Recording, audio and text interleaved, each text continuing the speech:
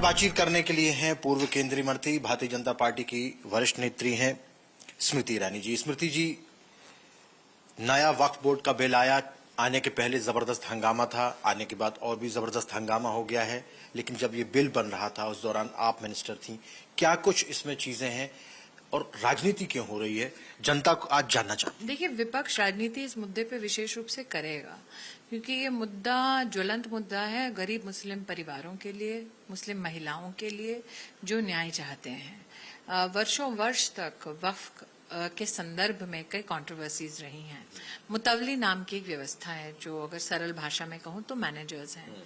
कई मीडिया के चैनल्स ने भी इस बात का खुलासा किया है कि जो लोग वक्फ बनाते हैं फिर उनके मैनेजर्स बिना उनकी जानकारी के उनकी जमीनें जायदादें बेच देते हैं कैश में और उनको पता ही नहीं चलता। वो दर बदर की ठोकरें खाते हैं, ट्राइब्यूनल जाते हैं तो वहां न्याय नहीं मिलता और एक्ट के अंतर्गत वो कोर्ट जा नहीं सकते। तो आज जो सरकार ने प्रस्ताव किया है जिसके अंतर्गत अब उनके पास कोर्ट जाने की व्यवस्था होगी, ट्राइब्यूनल की व्यवस्था को और सरल किया गया है और ट्रांसपेरेंट किया गया है, बोर्ड को एक न्याय संगत तरीके से एक समय अवधि में कैसे अपना जजमेंट देना है, उस सब की बातें हुई हैं। मुझे लगता है वो अपने आप में बहुत बड़ा एक सरकार का ऐतिहासिक कदम है जिसकी सराहना होनी चाहिए।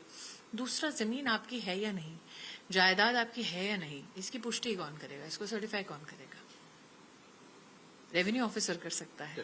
पहले एक्ट में उस रेवेन्यू ऑफिसर के संदर्भ में कोई प्रावधान ही नहीं था जो सुनिश्चित कर पाए कि जिसकी प्रॉपर्टी है वो कम से कम अपने कागजों को दुरुस्त तरीके से रजिस्टर करा सके।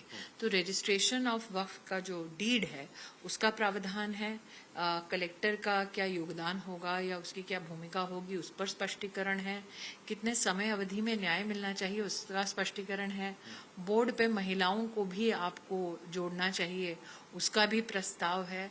तो अगर सरकार चाहती है कि पारदर्शिता से महिलाओं को न्याय मिले, पारदर्शिता से मुस्लिम समाज की जो प्रॉपर्टी है उसकी सुरक्षा हो, तो विपक्ष को इसमें क्यों तकलीफ होनी चाहिए? लेकिन विपक्ष सीधे तौर पर कह रहा है कि ये टारगेट किया जा रहा है क्योंकि जब पहले इलेक्शन हुए थे उसमें सीटें कम आई थी, उसकी खिसियाहट है, आने वाले दिनों में फिर इलेक्शन है, उसमें माइनॉरिटीज को हिंदुओं का वोट पाना चाहते हैं, इसलिए मुस्लिमों को टारगेट करना। अगर मुस्लिम की प्रॉपर्टी सुरक्षित होती है तो इसका हिंदू से क्या लेना देना?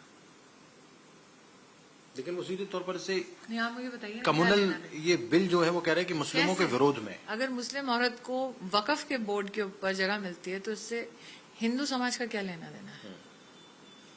लेकिन वो तो कह रहे हैं अगर बोर्ड ये कहता है, अगर बोर्ड के पास अब ये अधिकार आता है या जो वक्फ बना रहे हैं उनके पास ये अधिकार आता है कि वक्फ की जो अर्निंग्स है, जो कमाई है, उसमें से विधवा मुस्लिम बहनों का संरक्षण होना चाहिए, उससे हिंदू धर्म का क्या लेना देना? और अभी तक आपको लगता है कि मुस्लिम विधवाओं का संरक्षण हुआ है? देखिए, उसमें प्रावधान नहीं था, अब सरकार प्रावधान लेकर आई है। तो अगर विधवा मुस्लिम बहनों का संरक्षण है तो इससे ये हिंदू वोट बैंक का इशू कैसे हो गया? तो मुझे लगता है विपक्ष को भी अगर वो वाकई में मुस्लिम समाज का उद्धार चाहते हैं, संरक्षण चाहते हैं, तो सरकार के इस प्रस्ताव का समर्थन करना चाहिए। लेकिन वो कह रहे हैं कि हमारी तो जीत हो गई, जेपीसी में चला गया है, विपक्ष की जीत है। देखिए, चुनाव तो हारे इसलिए विपक्ष में बैठे हैं और आज जेपीसी का प्रस्ताव भी सरकार लाई है, विपक्ष कहाँ लाई?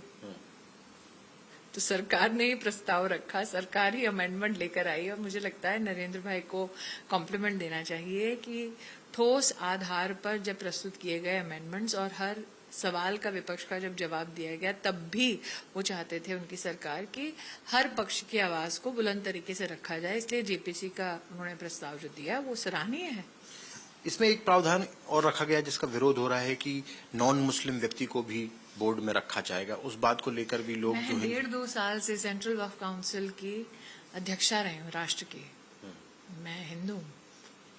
आज जितने विपक्ष के नेता बोल रहे थे क्या वो सब मुस्लिम थे? ज्यादातर तो हिंदू भी थे। वही मैं कह रही हूँ। तो ये विपक्ष का मानना कि मुसलमान के अधिकारों का संरक्षण हिंदू नहीं कर सकता, ये कहाँ न्याय संगत है?